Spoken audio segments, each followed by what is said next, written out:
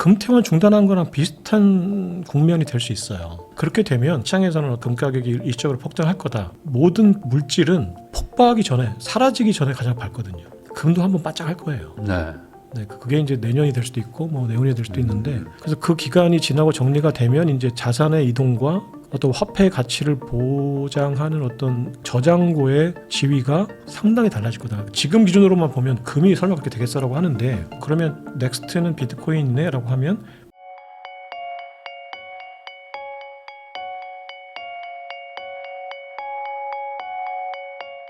김창익 작가님하고 이야기 나누고 있는데요. 그러면 이제 작가님 말씀은 결국에는 방금 말했던 것이 이제 큰 흐름에서 이제 비트코인으로 금을 좀 약간씩 전환하면서 전반적으로 이제 미국의 유리한 구조를 짜기 위한 지금 판 짜고 있다. 이런 걸로 지금 이해가 되는데, 그게 성립하려면 결국에는 지금 기존의 금을 가지고 있는 뭐 중국을 위시해서 약간의 미국의 영향력에서 벗어나고 싶은 국가들은 이거를 가만히 보고 있으면 자기들 자산이 쫙 줄어드는 거잖아요. 그거를 과연 국제적으로 이게 인정을 할 것인가, 미국이 원하는 의도대로 과연 끌려갈 것인가, 이 부분에 대해서도 좀 의문이 있을 것 같기도 합니다.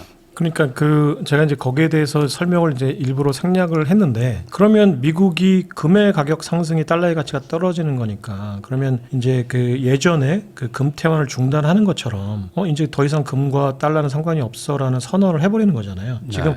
금태환을 중단한 이후에도 금은 지금 달러의 어떤 보증 자산이었거든요. 사실상은. 근데 이제 미국이 아예 그거를 우리는 이제 준비금도 바꿔버릴 거라고 했을 때 어떤 상황이 되느냐?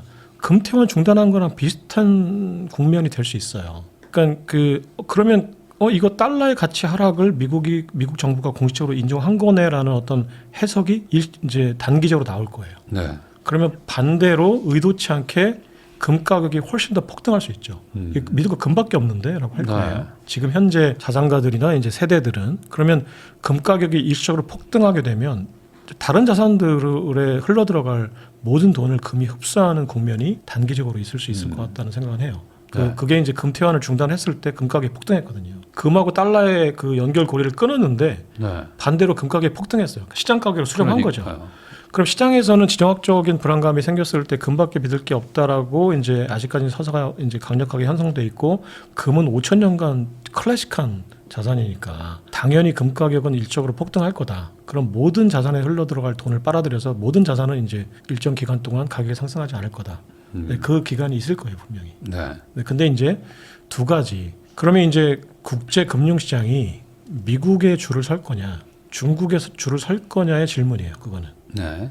자, 니네가 금의 가치가 유지가 되고 이제 금의 가치를 끌어올리는 데 동참한다면 니네는 중국의 근본이자에 동참하는 걸로 우리가 해석할게. 금을 쏟아내고 이제 비트코인이나 어떤 비트코인 준비금으로 줄을 선다면 우리 패권에 동참하는 거로 인정할게. 그 액션 플랜들이 미국이 세부적인 전략을 짤 거예요.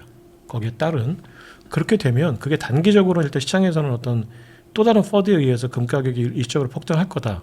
하지만 그 금 가격의 폭등한 상승분이 이제 일정 기간이 지나고 이게 패권 전쟁이고 내가 어느 정도 어디에 줄을 서야 될지를 선택하는 상황이 되면 이제 다시 되돌림 현상이 될 거고, 그러면 넥스트는 비트코인이네라고 하면 비트코인 쪽으로 이제 되돌림되는 그 현상이 있을 수 있다고 생각해요. 그게 쉽지는 않을 거예요. 네. 그럼 미국이 어떤 강력한 전략을 짜야 되고, 또 하나는 자산의 대이동이 한번 있어야 돼요. 네. 이렇게 되면 이제 그러면 우리가 살아있을 때는 비트코인 안 오를 거야 뭐 이런 말이 나올 수도 있어서 사실은 제가 그 얘기는 안 하려고 했는데, 지금 금 가격이 막 오르는 현상을 보고 제가 느낀 게 아직까지 돈을 쥐고 있는 사람들은 비트코인보다는 금이다. 네. 가장 믿을 건 금이다. 네. 네. 근데 비트코인은 금의 그 안전자산화의 속성을 훨씬 더 완벽하게 가지고 있어요. 문제는 돈을 가지고 있는 사람들이 선택을 금 쪽으로 하는 거죠, 아직까지는. 네, 근데 금을 가지고는 내가 러시아 사람이나 중국 사람이 내가 금을 가지고 있는 떼부자인데, 인도 사람이 중국에서 살면서 떼부자인데 내가 갑자기 대만에 전쟁이 나가지고 내가 어딘가로 피신할래 그래서 갑자기 상하이 공항으로 가서 비행기를 타려고 하면 금을 어떻게 할 거예요. 근데 이제 그런 경험을 하게 되거나, 또 하나는 지금 그 무슨 세대라고 하죠? 거품 경제 우리 세대.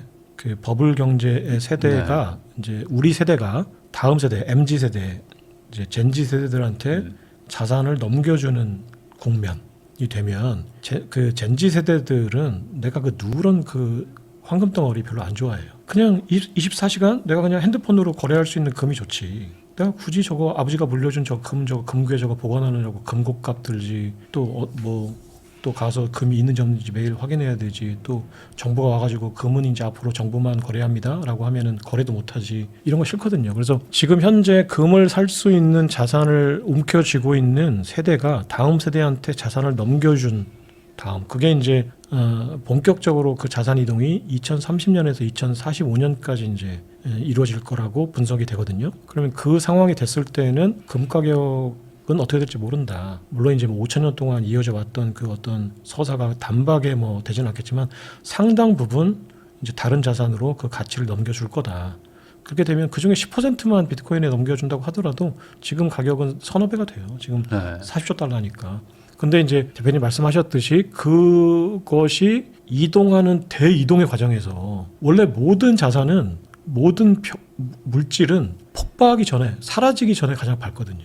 금도 한번 바짝 할 거예요. 네, 그게 이제 내년이 될 수도 있고 내후년이 될 수도 있는데 그래서 그 기간이 지나고 정리가 되면 이제 자산의 이동과 그 어떤 화폐의 가치를 보장하는 어떤 그 저장고의 지위가 상당히 달라질 거다. 지금 기준으로만 보면 금이 설마 그렇게 되겠어라고 하는데 세대 이전을 통해서 그게 가속화될 수 있는 기간이 앞으로 한 10년 이내에 2035년 정도가 되면 아마 상당 부분 가시화될 거다.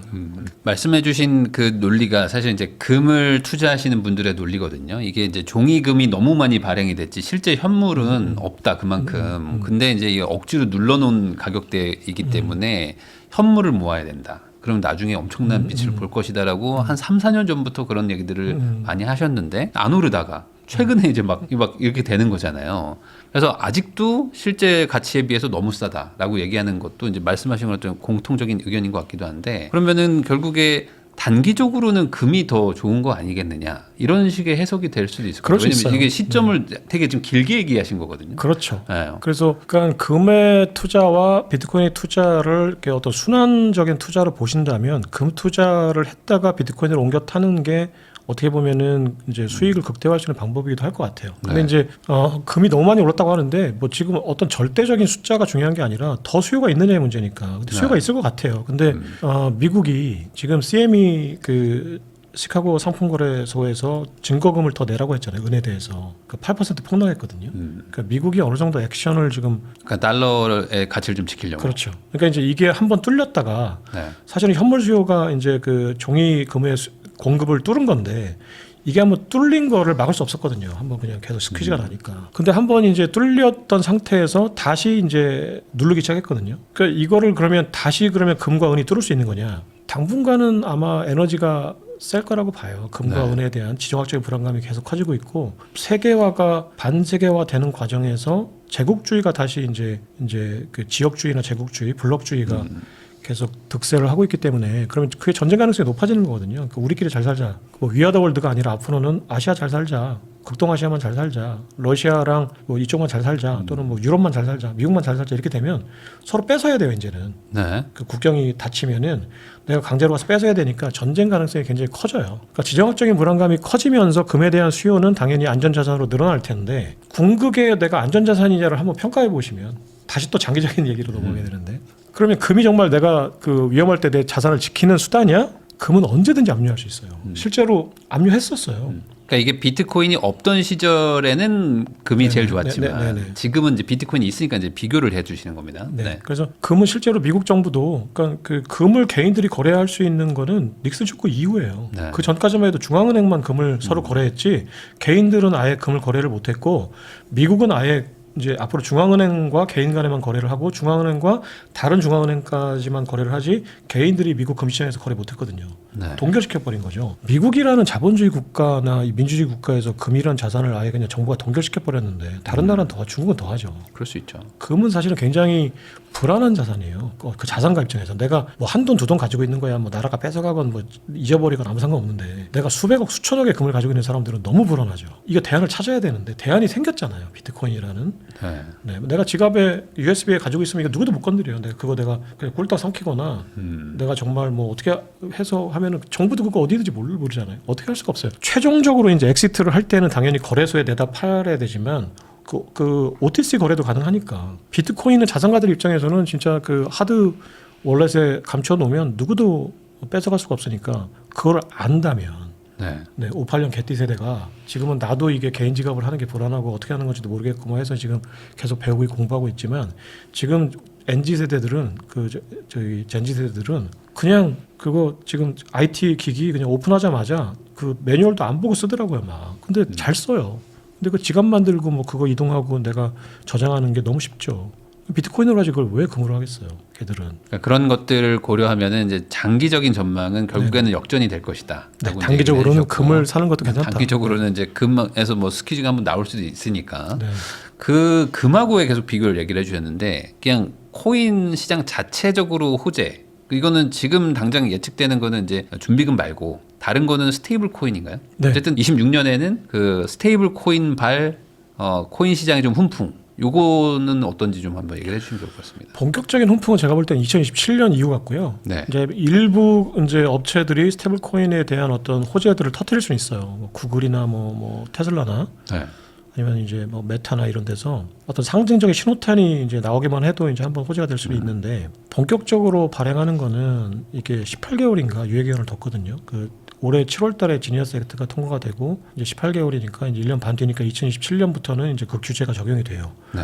그러면은 이제 그 유예 기간이라는 것이 그 기간 이후에 할 수 있다라는 게 아니라 기존의 업체들은 이 기간을 줄 테니까 지금 니네가 지금 법을 어기고 있다면 그 법을 준수 요건을 갖춰서 다시 들어와 이 얘기거든요. 그러니까 빅테크들은 언제든지 사실 그 이전에 들어올 수 있어요. 그래서 빅테크들 중에 일부가 내년도에 이제 우리 이런 식의 코인을 발행할 거야라고 했을 때 이제 호재가 될 수 있을 것 같고요. 이게 어떤 영향을 미치냐면은 스테이블 코인은 전통적인 달러 패권에도 도움이 되고 또 온체인상의 이제 궁극의 자산인 비트코인에도 도움이 되는데 이게 어떻게 만나냐면 금은 국채의 적이거든요. 지금 대표님한테 금 살래 국채 살래 그러면 둘 중에 하나 살 거 아니에요. 뭐 그러겠죠. 그렇죠. 둘 다 살 수도 있겠지만 네. 그러니까 만약에 누군가 금을 산다면은 국채 살 돈을 금을 사는 거죠.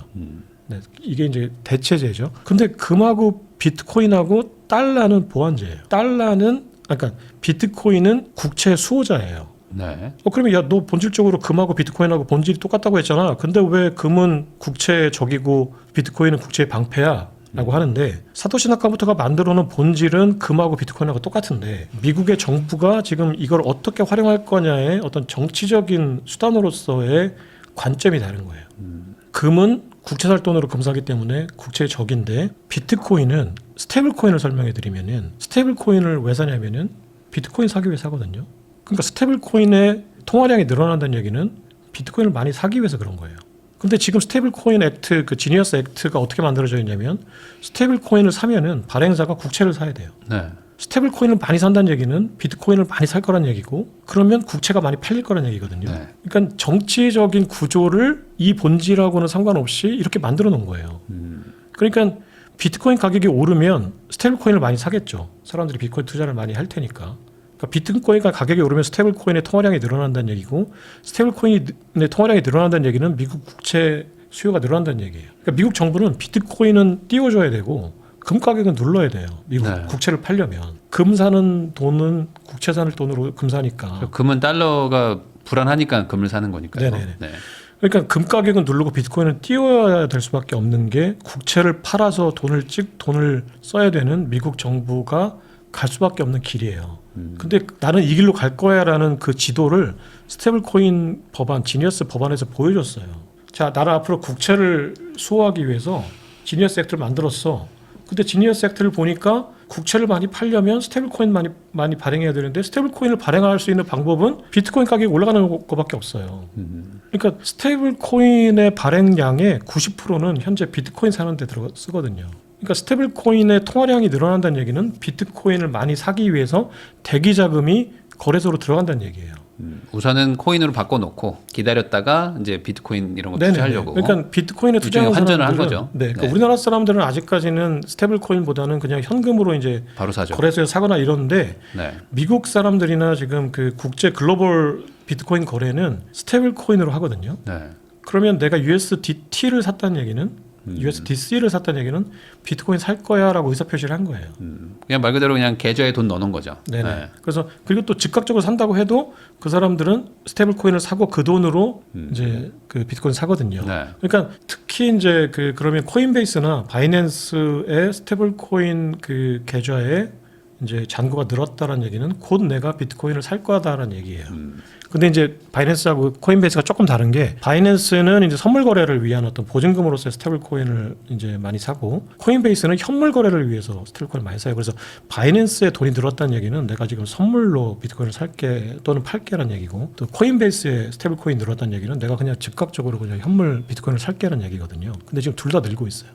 바이낸스가 조금 더 많이 늘고 있어요. 이 얘기는 기관들이 지금 선물 거래를 하고 있다는 거거든요. 그러면 그 국채를 지금 매년 2조 달러, 3조 달러를 발행해야 되는 미국 입장에서는 이거 내가 스테이블 코인을 국채를 팔기 위해서 법안을 통과시켜줬는데 아무도 스테이블 코인을 안 사. 왜 안 사? 봤더니 비트코인 가격이 다운되는데 누가 스테이블 코인을 사요?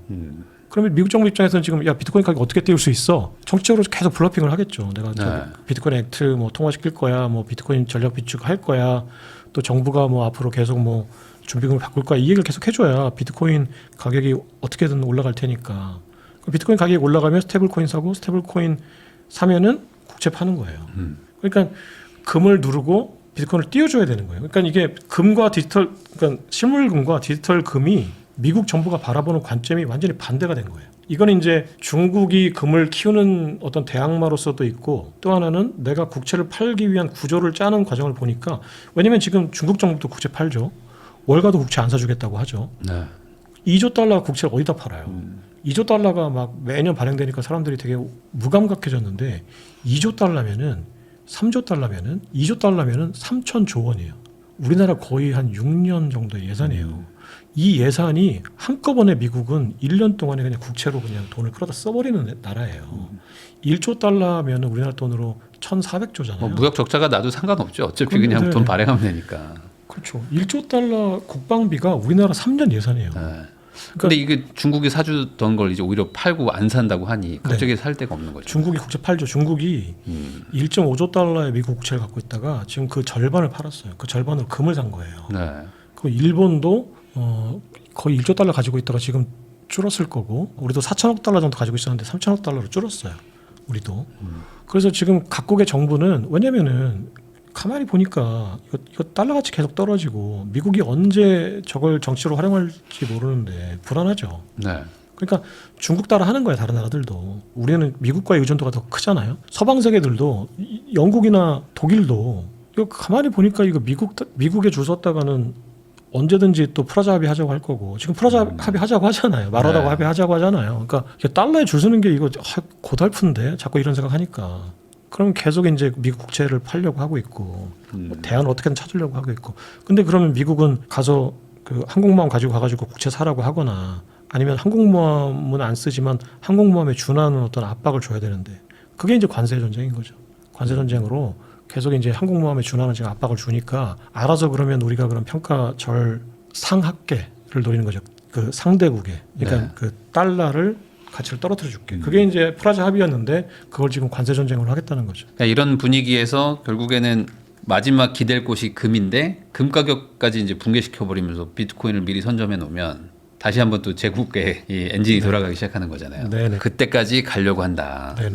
그러면은 여기서 이제 궁금한 건 또 이런 걸 것 같아요. 그 비트코인은 어쨌든 누가 매수하고 매도하는지 장부가 다 있는 거 아닙니까? 그럼 실제로 지금 뭐 미국에 유의미하게 비트코인이 몰려가고 있는지, 미국 내에서 비트코인의 보유율이 뭐 늘어나고 있는지가 좀 중요할 것 같기도 한데요. 그러니까 그게 온체인 데이터로 어떻게든 뭐 차명을 하든 어떻게든 우회를 했었겠지만 그게 온체인 데이터로 곧 드러날 거라고 봐요. 그러면 미국 정부가 이제 온체인 데이터 상에 잡히는 어떤 조작이나 이런 걸 했을 거라고는 생각이 안 되고 월가는 그게 제가 볼 때는 내년 상반기가 되면 드러날 것 같아요.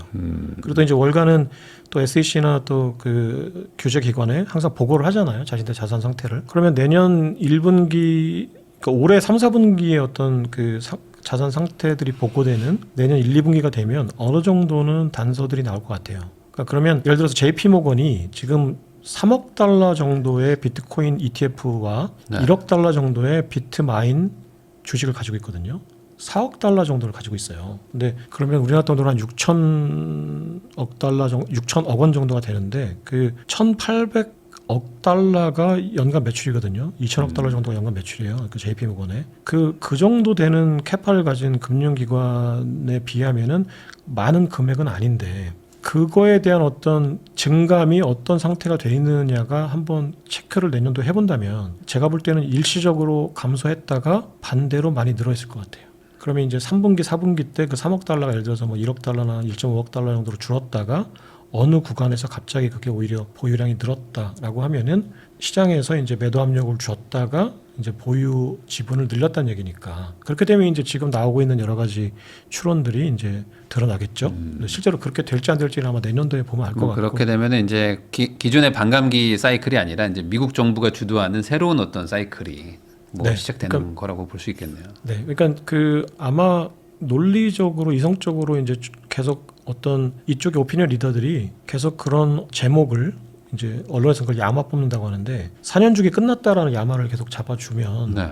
사람들이 계속 사고의 전환을 하게 되는 동력이 되죠. 그러면 4년 주기 끝났다는데 이게 왜 끝났다는 거야? 라고 한번 투자자들은 한번 생각해 볼 거고 원래 유동성 함수라고 했는데 4년 주기는 원래 공급량의 주기거든요. 그러니까 4년마다 공급량을 절반으로 줄여서 네. 가격 상승 압력을 주는 거예요. 그러니까 이제 반대로 얘기하면 이제 시장 투자자들 입장에서 가격 상승 압력인데 사실 사토시 나카모토가 설계한 거는 그 참여자의 보상을 늘려주는 거였어요. 인센티브를. 그러니까 네. 내가 채굴할 때 예전에는 내가 100만 원을 벌었는데 4년 뒤에는 200만 원 벌게 해줄게.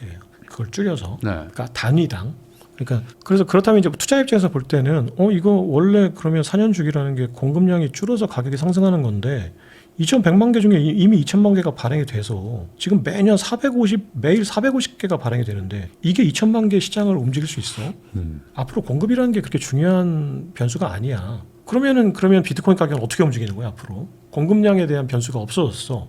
그럼 이제 결국은 수요에 의해서 움직이는 거잖아요. 네. 네. 그럼 수요에 의해서 움직인다는 얘기는 이제 그 유동성에 더 민감해진다는 얘기거든요. 돈이 늘어나야 수요가 늘어나니까. 그러면 공급의 변수는 더 이상 이제 알고리즘에선 그 알고리즘에 따른 공급의 변수는 이제 삭감이 되고 그러면은 결국은 비트코인이라는 거는 그것이 가지고 있는 어떤 유용한 가치, 저는 내재 가치라고 표현을 하는데 전통적인 금융 쪽에 계신 분들은 내재 가치라는 표현을 싫어할 거예요. 근데 내재 가치조차도 사실은 의미가 없는 거예요. 제가 볼 때는. 근데 아무튼 그 수요에 의해서 움직이는 상황이 되면 유동성에 더욱 민감해진다. 그럼 결국은 유동성의 주기에 따라서 움직이는 국면이 되면 결국은 미국의 금리 주기가 더 정확하게는 미국의 QE, QT 주기가 더 많이 작용하게 될 거다라는 쪽으로 갈 거예요. 그러면 그렇게 논리적인 판단이 이제 시장을 지배하게 되면 사람들이 이제 앞으로는 이제 더 이제 미국의 어떤 금융시장의 어떤 뉴스들을 더 민감하게 보고 거기에 따라서 이제 투자를 하겠죠. 결국에 또 이게 뭐 미중 패권의 큰 그림 안에서의 비트코인이 어떻게 또 영향을 주느냐 뭐 이런 것도 좀 네, 봐야 될 포인트도 맞습니다. 있는 것 그러니까, 같습니다. 그러니까 말씀하신 대로 사실 비트코인은 이제 태생적으로 지정학적인 자산이에요. 네. 네, 그러니까 미중 패권 전쟁이 낳은 자산이에요. 달러라는 어떤 패권에 대항하는 자산인데 네.